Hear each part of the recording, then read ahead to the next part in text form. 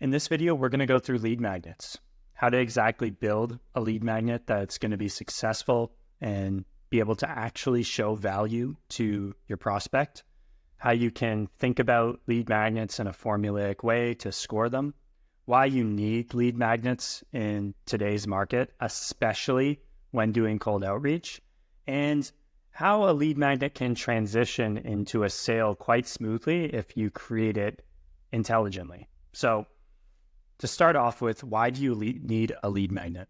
Well, if you're looking at Stewie here, this is the typical founder when they see your cold email. And it's the reason why you might be getting F off every now and again. Or, if you're really lucky, you get a 3-paragraph message telling you why what you're doing with your life is a poor move and giving you advice on how to be a better person.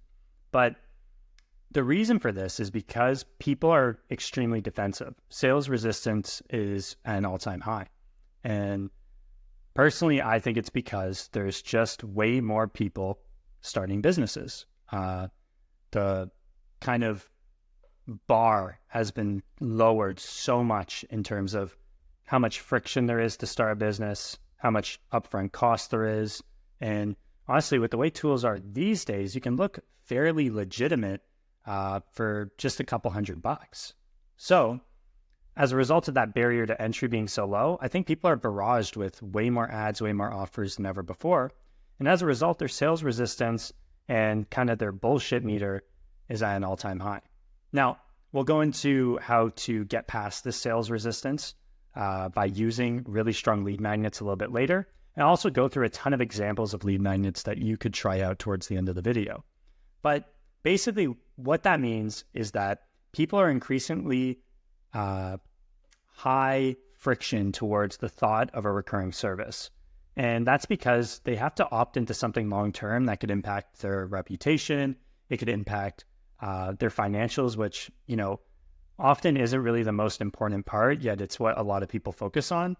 And when you're selling a recurring service, you're really selling something commoditized. Even if you frame it in a way that's like super Hormozy-esque and $100 million offer, it's going to be the same way that the next guy can frame it at the end of the day. You'll notice in cold email, a lot of people are, doing a pay-per-call only pay for qualified leads. They set a number on the amount of leads you get. Personally, I've pivoted away from this style of offer and just made it something more value-based instead of metric-based, because anyone can throw those numbers into an offer. But at the end of the day, the recurring service is somewhat similar and somewhat commoditized, even if you do things a bit differently.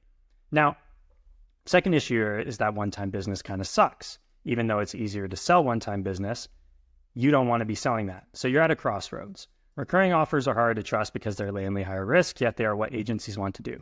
So, solution, lead magnets.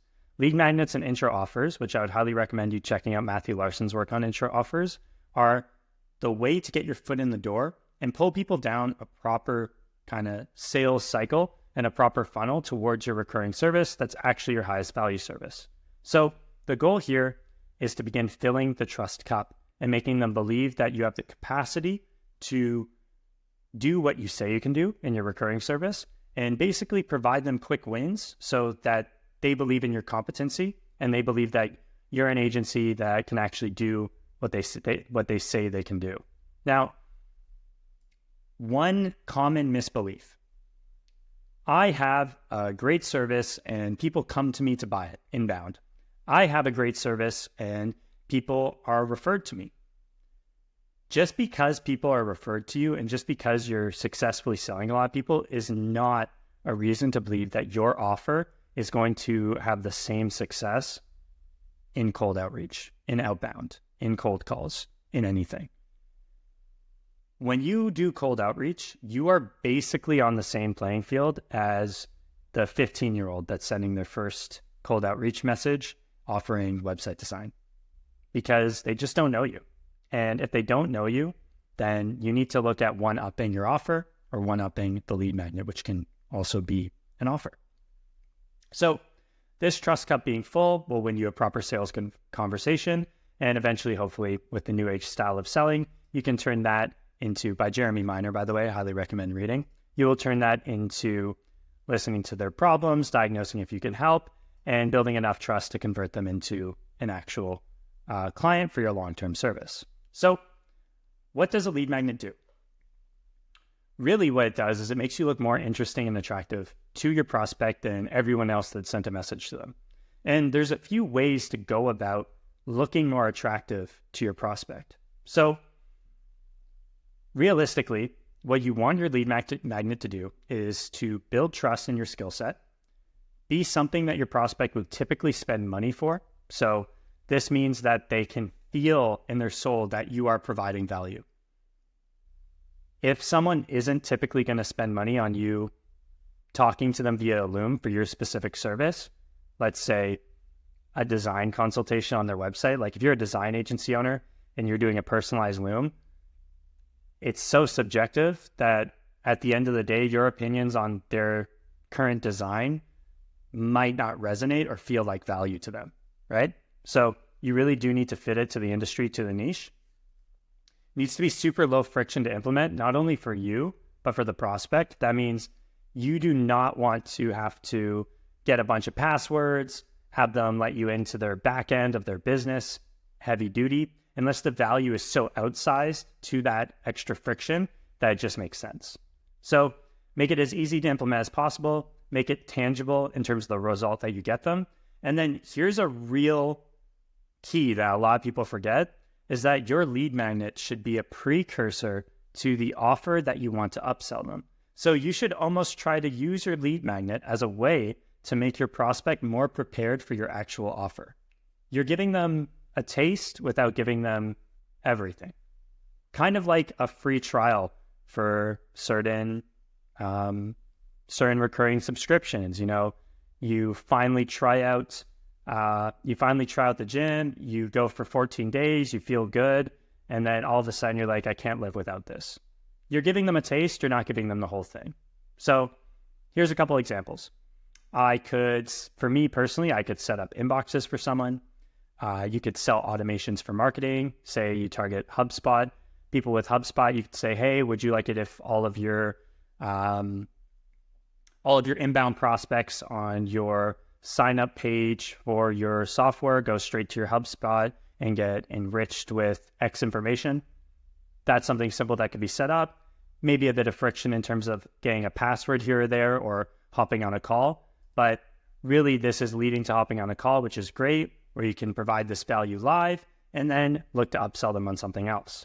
If I sell SEO, I could say, hey, I noticed your site's not indexing and you don't have Google Analytics. I'll set that up for you at zero cost. And here's the benefits that you can get from it. The way to think about this lead magnet, again, is a one-time offer that makes someone hungry for more. That is easy and low cost for you to deliver. Because you want to be in a position where you can deliver this 100 times and get 10 really, really, really solid conversions or higher. And across those 100 deliveries, you never want it to cost more than a third of your LTV. So basically that's a 1/3 LTV client acquisition cost. And that means if you make $20,000, don't spend more than, $6,666 acquiring the client. Because as long as you're profitable and this increases the total throughput of your business, then, an example, say you get one positive response every 500 messages and you go down to, or you go up to 5 every 500 messages, you 5x your positive response rate, down the cycle, 5x your conversion rate, then even though you're spending more per conversion, your overall scaling is going to be much higher. You can do more hiring and you're a healthier business. So one final example here would be giving 1,000 leads away for free. This is very clearly, $25 worth of work. Depending on the software you're using, it could be $150 worth of work, depending on how cheaply they can acquire leads. If they're, very targeted directly at who their ICP is, all of a sudden, this is also 3 hours of skilled labor, and you're actually paying them a ton of money to just show up to a call with you where they get value. And that's kind of the idea around lead magnets at the end of the day. So when you're making a lead magnet, you can go in 2 directions. You can either go extremely broad or you can go extremely niche. when you're looking at a lead magnet, you should think about fitting them to the industry that you're actually targeting. And then you should think about fitting it to the individual that you're targeting. So if you're looking at large B2B businesses, your lead magnet shouldn't target the business, it should target the department.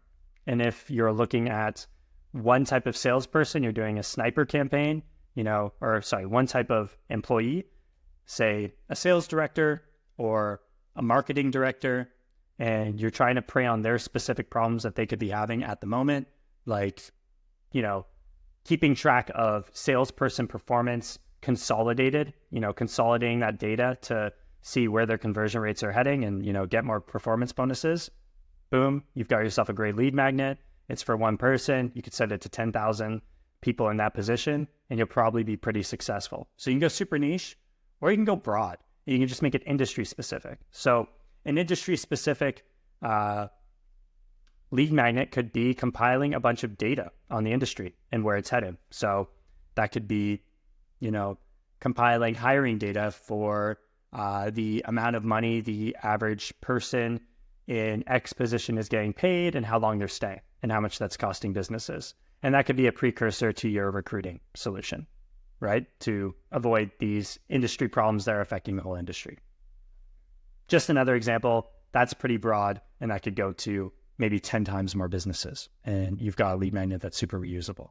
So this is just a little bit of jargon about, how many lead magnets you should have. I would say have at least 5 or 6 at any given time, because the beauty of lead magnets is that they have multiple points of value. So you can use it for your website. You can use it for your YouTube video. You can use it for your newsletter to upsell people to a community.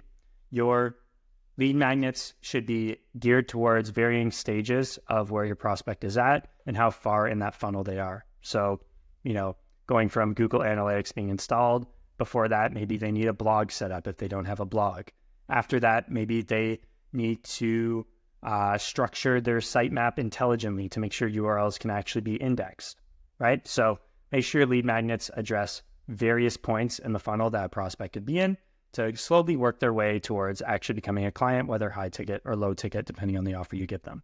So after this, it could be still possible that you don't have enough trust. This is where you want to make an intro offer. This could be a one-time service. And just quickly to go through this before we get into the examples of a whole bunch of different lead magnets that you could be using and could be creating to get you really thinking about how you can implement this and take action on this inside your business to book more meetings and be a bit more successful with your outreach and scaling. For me, that can be a clay table where, I'm scoring leads for their SDRs and it's mapping their market, and they pay, depending on who they are, $2,000 to $8,000. They don't take a lot of risk because I'm not integrating into their systems. They don't take a lot of risk because I'm not setting up things under their identity. They're just getting a one-time thing that's packaged nicely that can benefit their SDRs, and they can say, wow, that really paid off, or that didn't, and move on without taking on a whole lot of risk. So this becomes straightforward, and it's a precursor to the next offer because you're removing a bunch of manual work, and the next step would be, okay, now you have all these low-scored prospects and low-score people in their market. How are we going to outreach to them? Well, we probably want to automate it and personalize it, and hey, maybe I want to bring on Mitch to do that for me. So again, I would check out Matthew Larson's video on offers because he does a great job of, and actually just the 1000X Leads guys in general do a great job of explaining what a one-time offer should look like. But it's very similar to a lead magnet. Just make sure that you're actually charging for it to get them locked in. So here's a ton of lead magnet examples. This is kind of ranked in the order of perceived value that a prospect might get from it. So case studies, I think these are like really, really low on the totem pole. A lot of people can send case studies. Sometimes they're honest, sometimes they're dishonest. If you can really flesh out a case study with a business that is known to people, I think case studies could be much, much higher on the totem pole and be higher perceived value. Next, I would say personalized looms. And, again, based on industry, varying degrees of value. I find a lot of success with personalized looms. Some people won't. A free audit, this is similar to a personalized loom, but keeps it focused on one problem. And you usually want to have tangible metrics that you can be looking at in that video or in that document.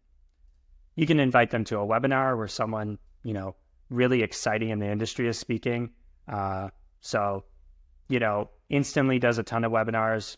Smartly does a ton of webinars. They do a ton of live videos. Having outreach that directs people to these live videos where someone they respect is talking can be a great way to eventually upsell the product, show its capabilities, and then turn them into a client. You can make an ROI calculator that compiles data across all their ad platforms if you're in e-commerce, and ROI calculators or data consolidators in general solve a really particular problem that can be exciting to a lot of people in a lot of different industries. This could apply to accounting. This could apply to lawyers. This could apply to people in the cold email industry, uniting some cold email analytics. There's so many different ways you can compile data and turn it into an awesome lead magnet. Same with industry reports or surveys, kind of the same thing. And then providing a free trial. And then from there, I would say the best offers are actually free stuff that costs you money, like quite considerable money, rather than just time. If they can attach a monetary value directly to it, then it's likely going to be more interesting to the prospect. So this can be building them entire website, completely templated. This can be building them entire blog section, completely templated. This can be those 1,000 free leads. This can be implementing a quick automation. This can be running a full bug test on their app or a cybersecurity test, basically just hacking their app, showing them it's hackable and how to fix it. This could literally be getting them appointments before you ever talk to them. Like if you really want to go crazy and you run like a call center, you could just start cold calling their ICP, use their offer from their website. You don't necessarily want to impersonate someone, but you could just go in with like a white label name and then direct those calls to the prospect that you're reaching out to and be like, hey, can I send you these 3 appointments? And you could just get those 3 appointments for, 100 different prospects at a time. You could send your message that day and then be like, I've got these appointments, wait for one person to say yes to the appointments. Honestly, if you get them great appointments and they're qualified, they're going to upsell straight into a client right away. So that's an example of like a super duper powerful lead magnet. So get creative, do what you can, really, really focus on offering free value. And this will just make your outbound really stand out in the inbox even more than personalizations that I talk about ever could, right? Personalizations show you've done your research. They are amplifiers. This is the brass tacks of outreach. Your offer, your lead magnet, the value you can give them, because this is going to create curiosity around their problem. Okay? So yeah, if you want to see more videos like this, or if you have questions about how to create your lead magnet or want to bounce lead magnet ideas off me, just leave a comment below the video and I'll see you next time.